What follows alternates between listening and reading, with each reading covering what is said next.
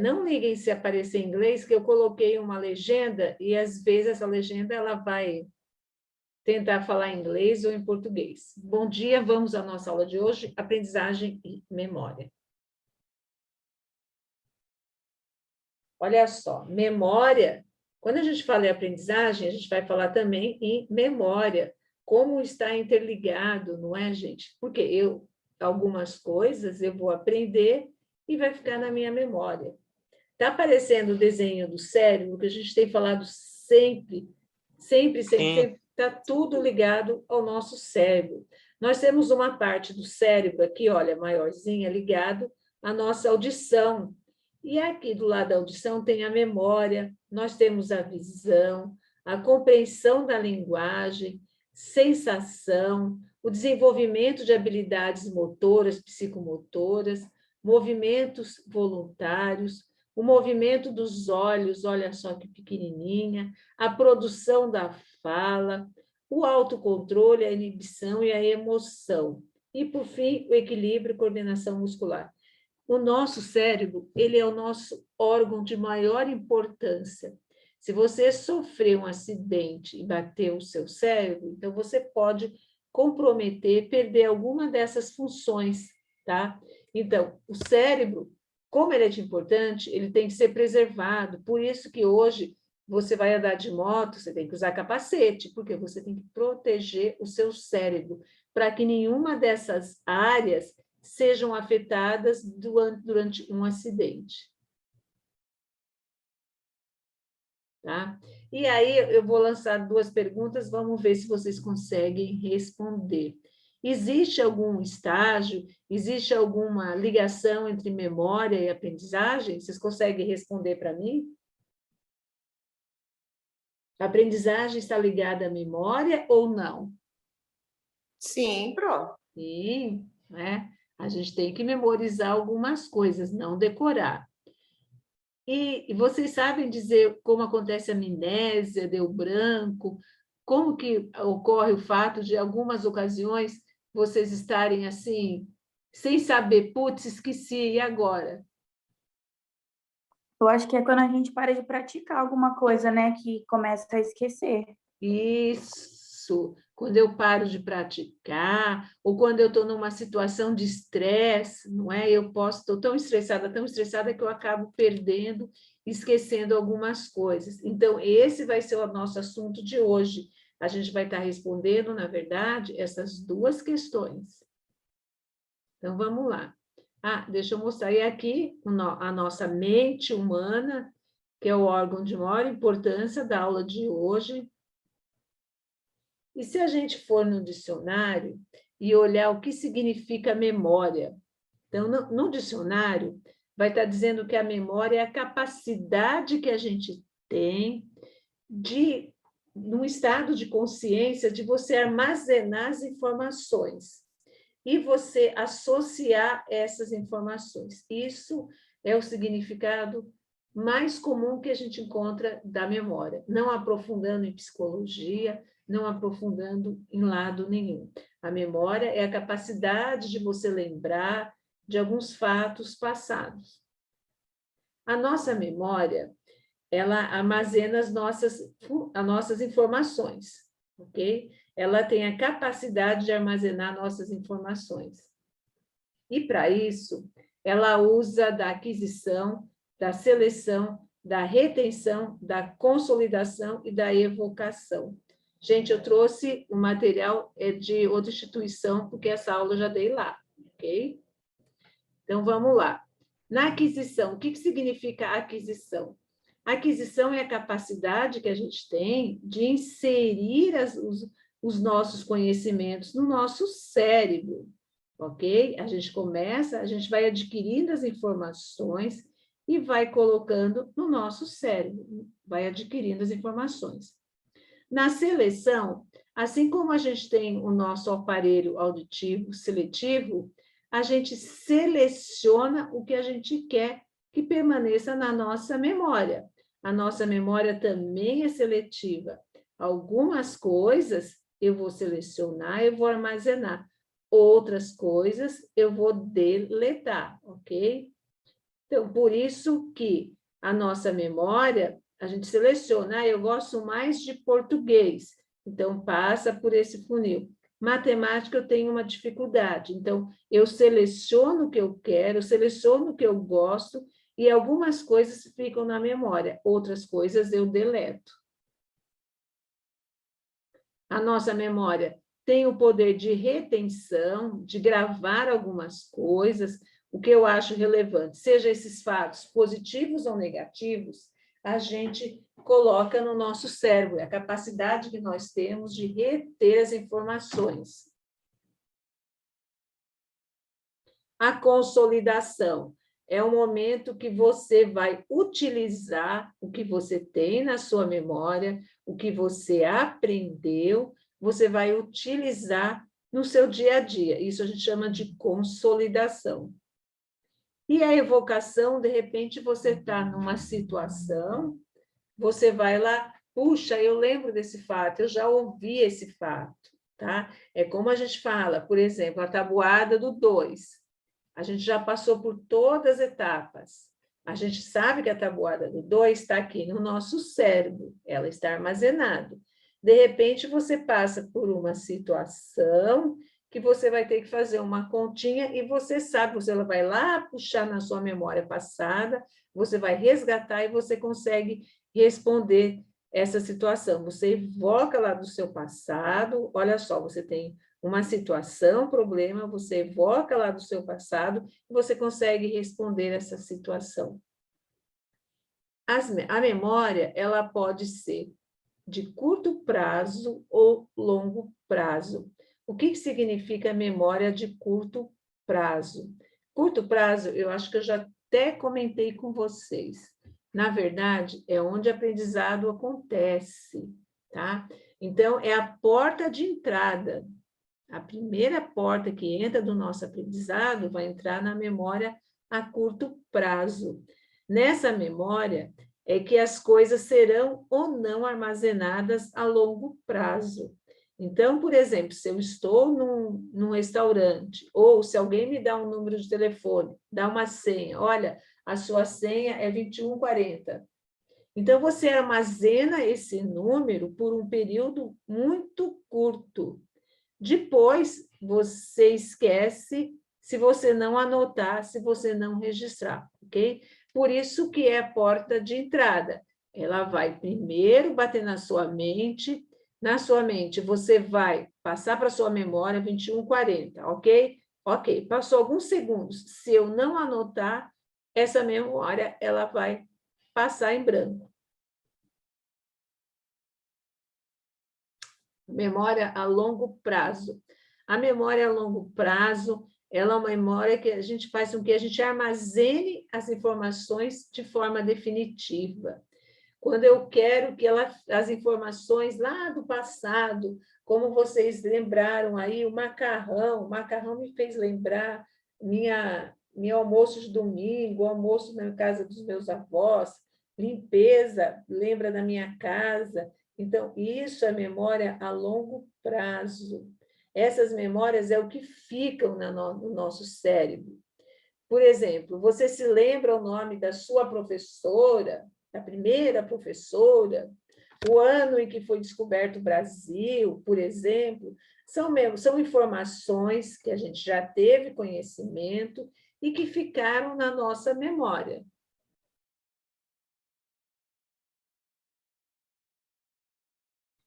A memória imediata é aquela que fica retida no nosso cérebro por 30 segundos. Passou 30 segundos, essa memória você deleta do seu cérebro. E a memória de trabalho, quando as informações é útil, a gente mantém ela no nosso cérebro.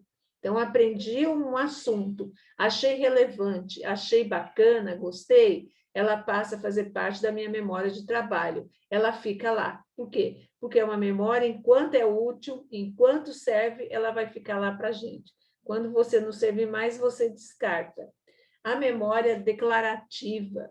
Essa memória declarativa é quando a gente utiliza ela na consciência do passado, quando a gente se refere aos acontecimentos que já ocorreram. Esse tipo de memória é quando a gente quer colocar os nomes dos amigos, data de aniversário, por exemplo, lugar em que nascemos, palavras. Essa memória, a memória declarativa, quando a gente declara, quando a gente explicita alguma coisa, ela está dividida em algumas partes. A primeira parte dessa memória é a memória episódica, que significa eventos. É quando a gente guarda toda a nossa experiência de vida.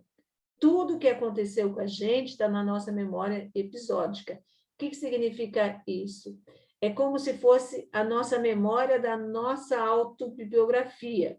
Tudo que aconteceu na nossa vida, tudo, formatura, casamento, emprego, está na nossa memória episódica, ok? Está inserida na nossa memória que envolve os nossos eventos. Ah, o dia do casamento foi o dia mais feliz, foi bonito, está lá na sua memória episódica. A outra memória é a memória semântica. O que significa memória semântica? É quando tem uma relação, quando você fala de algum objeto, remete a alguma coisa que você recorda no passado, ok? Então, quando você fala no macarrão, já associa almoço de domingo. Então, quando, por exemplo, quando você fala um carro, você já associa com a memória semântica, sua memória pessoal do seu primeiro carro. A memória não declarativa. Por que uma memória declarativa? É aquela que é um pouco automática. Você não precisa declarar. Você desenvolve uma habilidade, mesmo que você não use essa habilidade, mas você sabe, se você retomar, você consegue fazer. Por exemplo, pegar no talher. Você consegue fazer. Andar de bicicleta. Andei quando eu tinha 5, 6 anos. Agora, com 50, não consigo mais. Consegue. Porque é uma memória que ela está lá na sua habilidade. Dirigir um carro, aprendi a dirigir com 18 anos, tenho 25, não consigo mais? Consegue. Você tem que só desenvolver as habilidades para você aprimorar e sentir segurança para fazer aquela atividade, mas consegue, tá? Trocar uma fralda de criança, uma fralda de pano, né? As mães que estão aí, então, você utilizou, seu filho tem 30, 40 anos, vem um netinho, você tem que usar fralda. Você sabe usar, você sabe utilizar, você sabe fazer essa troca, porque ficou na sua memória, você tem essa habilidade para fazer isso. E aqui está o tipo de memórias que a gente tem, ok? Quando a gente fala de curto prazo, é a nossa porta de entrada ou ela é a longo prazo que fica na nossa memória? A curto prazo é aquela imediata, aquela que a gente recebe a informação e se a gente não anotar, se a gente não registrar, a gente acaba descartando. A de trabalho são as informações que a gente acha importante, a gente grava na nossa memória de trabalho. A nossa memória declarativa diz respeito, ela pode ser dividida em episódica e semântica, que diz respeito à nossa autobiografia, e a não declarativa são as habilidades que a gente desenvolve. E aqui tem o resumo das memórias, tá? A memória a curto prazo, ela tem um tempo pequeno de informação, ela dura, assim, minutos, é muito rápido, e você, assim, acaba perdendo. A memória, ela pode ser declarativa ou não declarativa. Declarativa é preciso parar e pensar e buscar informações no cérebro. Como a gente fez esse primeiro exercício do SO, que a gente tinha que continuar. Eu tinha que buscar informações no meu cérebro para responder. A memória não declarativa está no automático, é quando a gente consegue fazer as coisas no automático. Dirigir um carro, eu já aprendi, eu volto lá, eu vou um pouco no automático. A episódica ou declarativa episódica, o que acontece? É quando alguém pergunta o que o teu chefe disse na reunião do dia anterior. Essa memória, ela compromete principalmente quem sofre de mal de Alzheimer. São memórias assim que você lembra algumas situações e outras não. A memória declarativa e episódica, ela se desenvolve por toda a vida das pessoas. Por exemplo, quando temos de recordar que a água ferve, tá? Você consegue saber esse episódio. A memória de todo o dia é quando a gente tem os nossos afazeres do dia a dia. A gente tem o evento e o tempo. O evento, se alguém lhe pedir para dar um recado a uma determinada pessoa querida, você encontra o evento, imediatamente dá o recado. Você encontra a pessoa e você dá o recado. O tempo é quando você tem que pagar uma conta no momento e num dia específico. Então, você vai disparar uma recordação de algo a fazer. Eu tenho que pagar uma conta no dia 20, ok? Eu tenho que entregar um trabalho no dia a dia. Então, a gente tem a memória de evento e a memória do tempo que a gente utiliza no nosso dia a dia. E aqui a gente tem um exemplo, as memórias humanas, o que nós temos de memória. A memória curta ou sensorial, ela dura 1 segundo, a curto prazo, menos de 1 minuto, e a longo prazo são aquelas que marcam a nossa vida, são os aprendizados, são os momentos que a gente passa, e eles ficam durante toda a nossa vida. Explícita, ela fica no nosso consciente e a implícita no nosso inconsciente. A memória, ela pode estar ligada a fatos e eventos, ela pode ser relacionada a experiências ou algum conselho, algum fato. Aqui ela pode ser inconsciente quando está ligada a alguma habilidade. O nosso cérebro, ele está dividido em partes. Olha só, a parte azul é responsável pela nossa ação. A parte amarela é a nossa sensação. A parte rosinha, vocês viram que é a menor, está relacionado ao nosso aprendizado, à nossa memória e à nossa emoção. É a menor parte que a gente tem. E a parte verde, temporal, que é visão. Aonde está essa parte frontal? Aqui na testa, ok? Aqui na testa, onde a gente tem o planejamento, o controle do movimento. O parietal, mais um pouquinho do lado, onde a gente tem a sensação, mais um pouquinho, a gente tem a visão, e lá para trás, bem pequeno, o nosso aprendizado e a nossa memória. E quando a gente fala assim, nossa, eu fui fazer uma prova, eu fui fazer uma entrevista de emprego e deu branco. O que significa isso quando a gente fala que deu branco? Quando a gente fala que deu branco na memória, na verdade, está indicando de que algo está errado com você. Então, o que está errado? O que está errado pode ser a sua questão emocional, ou a questão de sono, ou a questão de alimentação, ou um estresse, ou uma ansiedade acentuada, ou um quadro de depressão. Isso pode estar sinalizando que você deu um apagão na sua memória. Então, você tem que ver o que está causando esse apagão. Se ele acontecer de uma forma repentina, de uma forma assim, uma prova, deu branco, isso é normal diante da situação que a gente está exposto. Agora, se esse deu branco, ele tem uma ação contínua, ele tem que estar sendo verificado, ok? Quando ele acontece de vez em quando, é porque você está numa situação de ansiedade, porque você está numa situação de estresse, você está numa situação, passando por uma situação que você está eliminando o hormônio, e isso muitas vezes afeta a sua memória. Então, você transpira, você tem taquicardia, que você vai apresentar um seminário, Você estudou, você sabe tudo, tudo, tudo, tudo muito, você entendeu, você tem isso aprendizado, está na sua memória, e na hora do seminário dá um branco. Por quê? É a situação em que você está exposta, a situação que você está sendo colocada, faz com que você eleve o seu hormônio de cortisol, mudando todo o funcionamento do nosso cérebro, mudando todo o funcionamento do nosso ritmo do nosso cérebro, tá?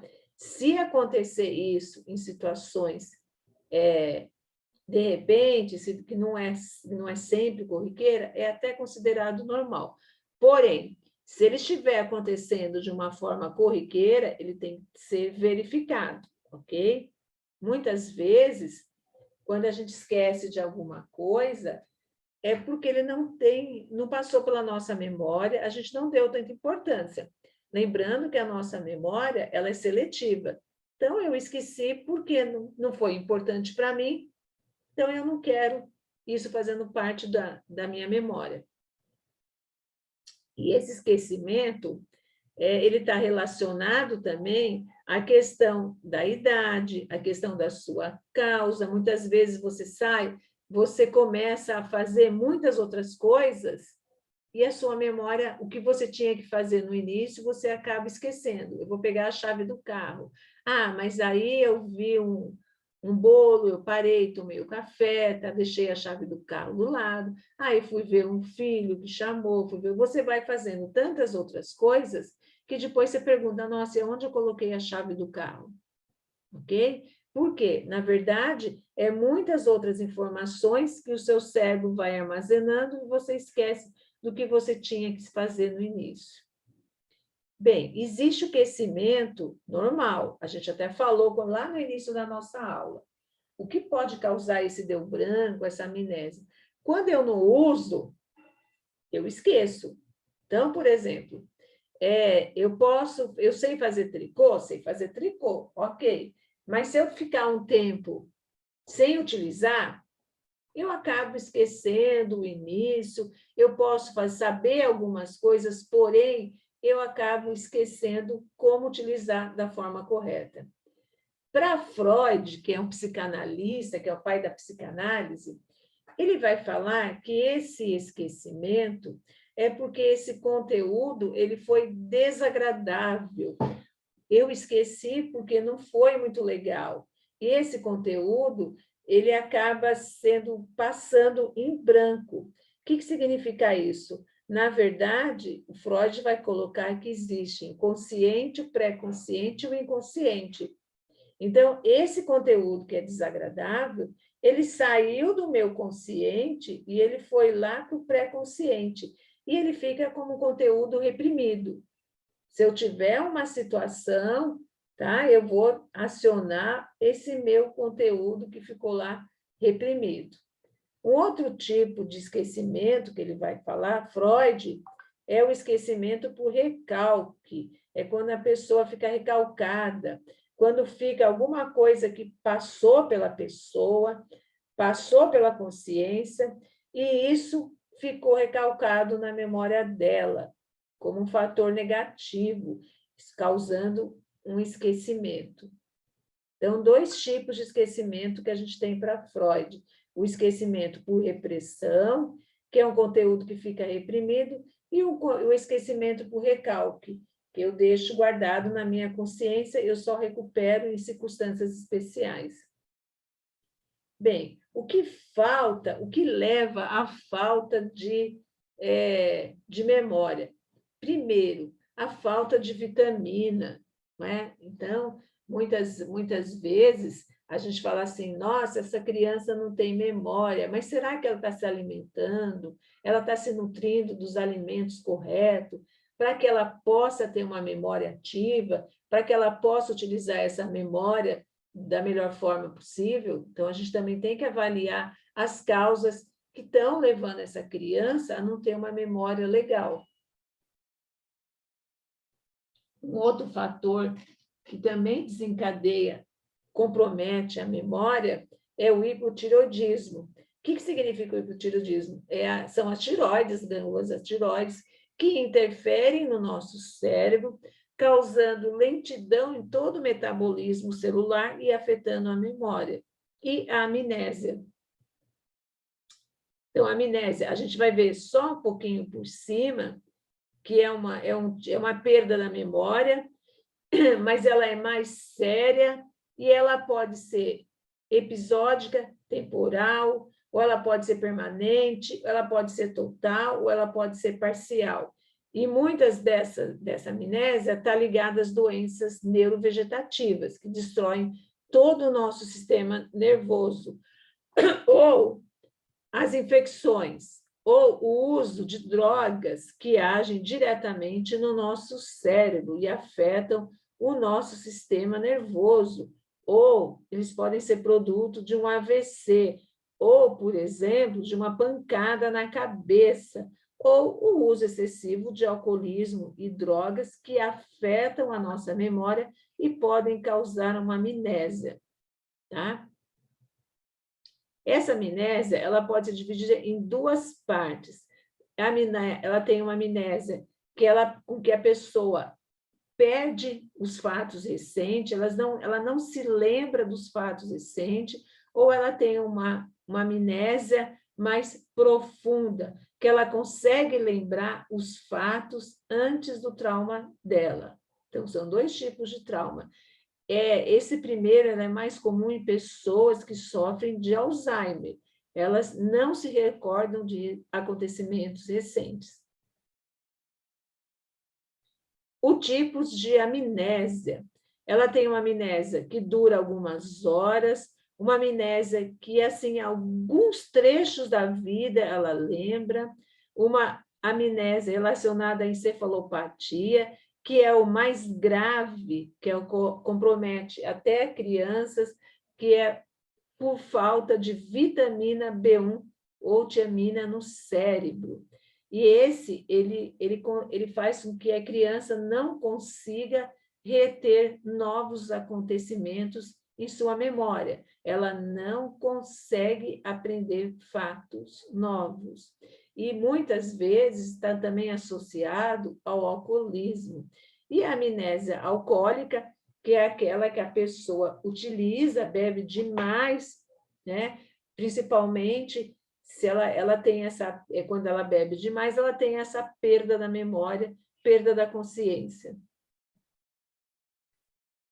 E a amnésia pós-traumática, que a gente tem aqui, ó, o nosso lóbulo frontal, que está ligado às nossas emoções e à nossa percepção. Eu bati, eu comprometi essa parte do meu cérebro, eu posso ter um problema na minha aprendizagem, na minha memória, ok? E isso vai fazer com que a pessoa tenha um problema, um comprometimento no seu aspecto da sua memória e da sua aprendizagem. Bem, para que a gente possa saber que a pessoa tem que se fazer um levantamento. Então, não dá para a gente fazer um diagnóstico e falar, nossa, você tem amnésia ou não. Então, isso tudo, se nós tivermos algum caso de um aluno com dificuldade de aprendizado, de memória, encaminhar para um neuro e o neuro vai fazer um acompanhamento. Aqui é só para vocês estarem vendo um cérebro normal, como ele desenvolve toda a parte frontal, temporal, e aqui um cérebro de Alzheimer que se vê comprometido a questão da percepção, memória e aprendizado. Aqui um cérebro normal e aqui um cérebro doente, um cérebro comprometido. Para a gente cuidar da memória, como que a gente vai fazer para a gente ter a nossa memória sempre guardando para que ela tenha o nosso combustível no nosso cérebro? Primeiro, repita para si mesmo o que você precisa fazer. Usar a memória como facilitador e não para dificultar as suas coisas. Se você for utilizar celular, usar para lembrar. Existe uma técnica chamada o que eu faço, o que eu tenho que fazer. São tirinhas de papéis coloridas que a gente coloca. O que eu tenho que fazer? Eu uso um papel azul. O que eu vou fazer? Um papel amarelo. E o que eu já fiz? Um papelzinho rosa. Isso vai fazer com que você não perca as coisas que você tem que fazer, porque, de repente, a gente tem muita informação, tem trabalho, tem prova, eu acabo me perdendo. Então, existe um método que faz com que a sua memória, você exercita a sua memória usando tirinhas coloridas.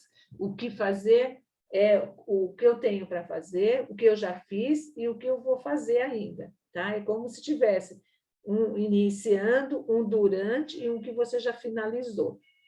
Bem, a proposta para mim ativar a minha memória, um exercício bacana, e acho que já falaram no início, é repetição, é ler bastante. Através da leitura, essa habilidade leitora, eu consigo exercitar a minha memória, eu consigo ativar a minha memória. E isso, para uma criança, como que a gente faz para desenvolver essa habilidade, para que ela tenha uma memória, para que ela consiga realmente guardar as coisas? É repetindo, fazendo exercício, não é decoreba, gente, não é decoreba. A decoração não fica na nossa memória, a gente retém os fatos e outros a gente descarta.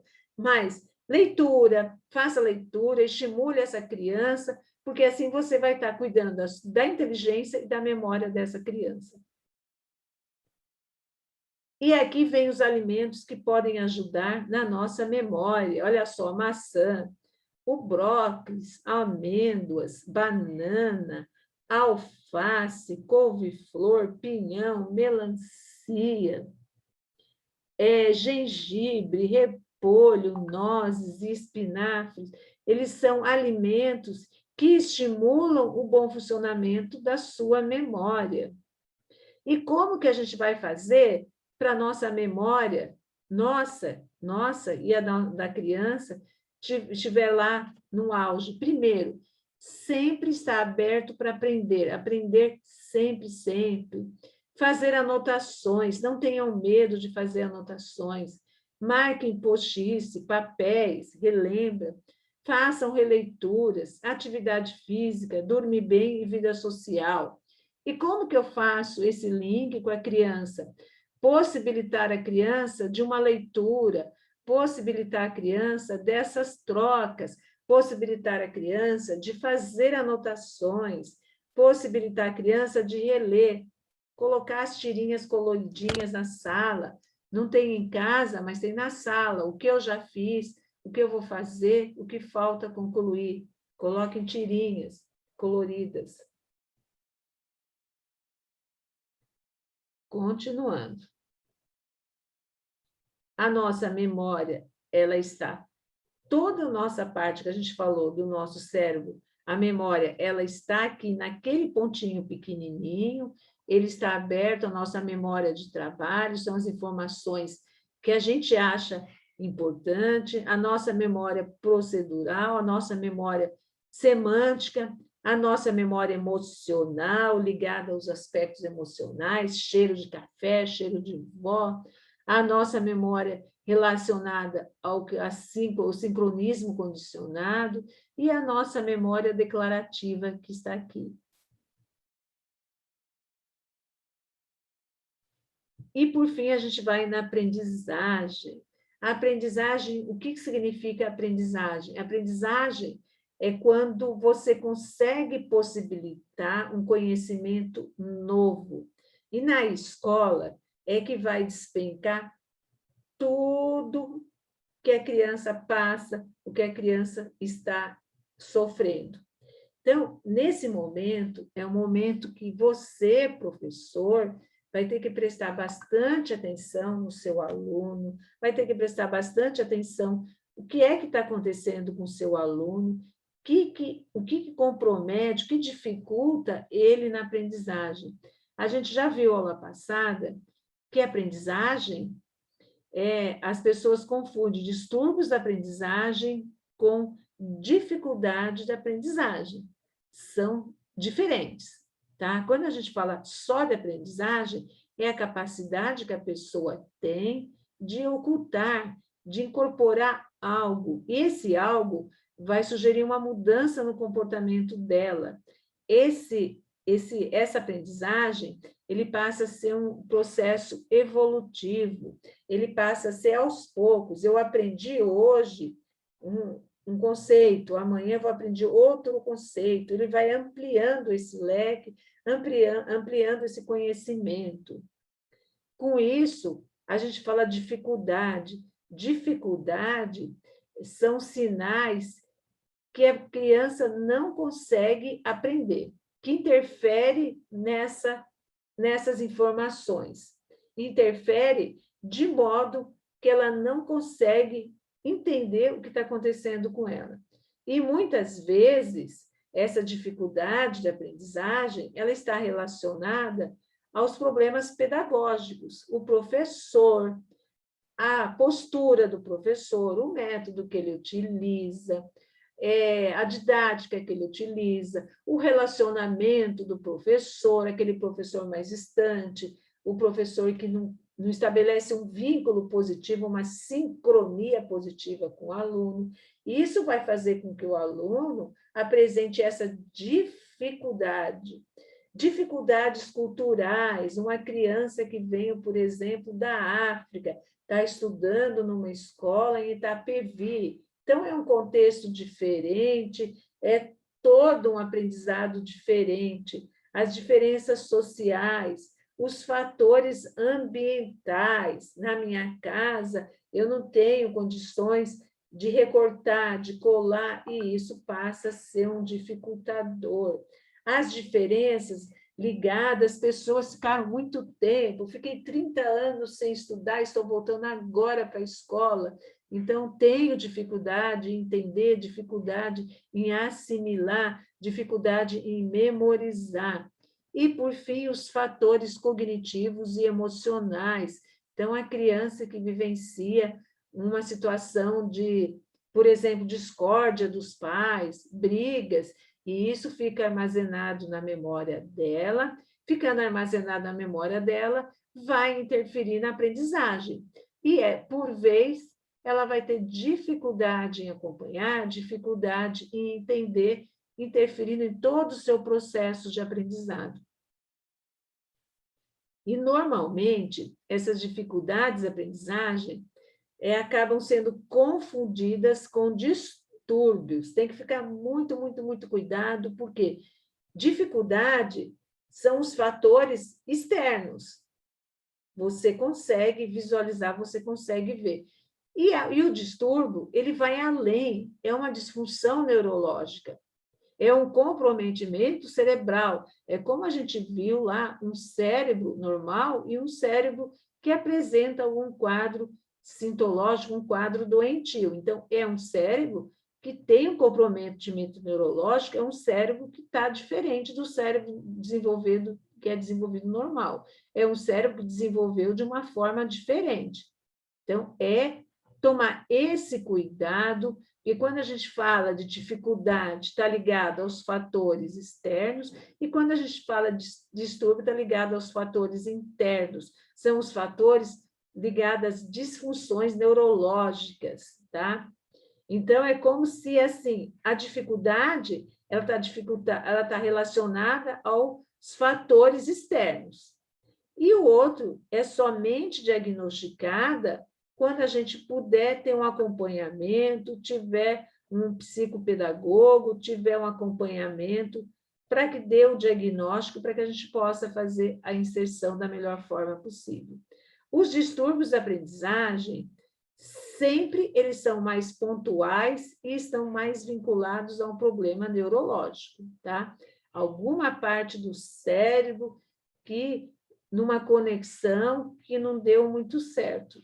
Então, na verdade, são 3 tipos: o de leitura, de escrita e de matemática. De leitura, dislexia, que a gente já falou, o de escrita, disgrafia, e o de matemática, descalculia. Tem esse artigo que eu passei aqui para vocês e um vídeo que a gente tem todos esses vídeos que eu separei para vocês estarem vendo, e a gente vai ver alguns hoje, tá? Então, a gente tem os fatores que influenciam o aprendizado, as memórias que o cérebro escondem, a consolidação da memória, o sono, memória e aprendizado. Como interfere o sono, como interfere no aprendizado e na memória também. Vou voltar um pouquinho aqui. Eu lembro numa ocasião que quando eu estava na escola, tinha uma aluninha, não sei se eu já falei, me desculpe, ela chegava na aula de manhã e ela dormia, ela não conseguia ficar acordada, ela dormia, ela tinha que dormir, mas ela ia para a escola porque ela tinha que tomar a merenda. E era perceptível a dificuldade que ela tinha de aprender devido ao sono. E a gente pensava, então é problema de falta de alimento, ela não está dormindo as horas que ela realmente precisa para o desenvolvimento dela. Depois de todas essas variáveis a gente ir descartando, nós chamamos a mãe. E a mãe veio, assim, lógico, não veio prontamente, quando a gente chamou, ela veio no horário que ela achou pertinente, ela vem, e na fala dela é que ela saía à noite para trabalhar com a menina. E ela saía à noite para trabalhar com a menina, e a menina carregava as drogas. E por quê? Porque ninguém poderia intervir, ninguém poderia, por exemplo, tocar uma criança, nenhum guarda, nenhum policial. Então, a menina se deslocava à noite com a mãe, porque a menina levava as drogas e a mãe comercializava as drogas. Só que chegava de manhã, a mãe ia dormir e a menina ia para a escola. Então, realmente estava muito complicado a situação dessa menina. Só um exemplo, e isso acabou interferindo no aprendizado, acabou interferindo na memória, acabou interferindo em uma série de fatores que começou a desencadear, porque ela chegava de manhã, a criança só queria saber de dormir. Vocês têm alguma dúvida?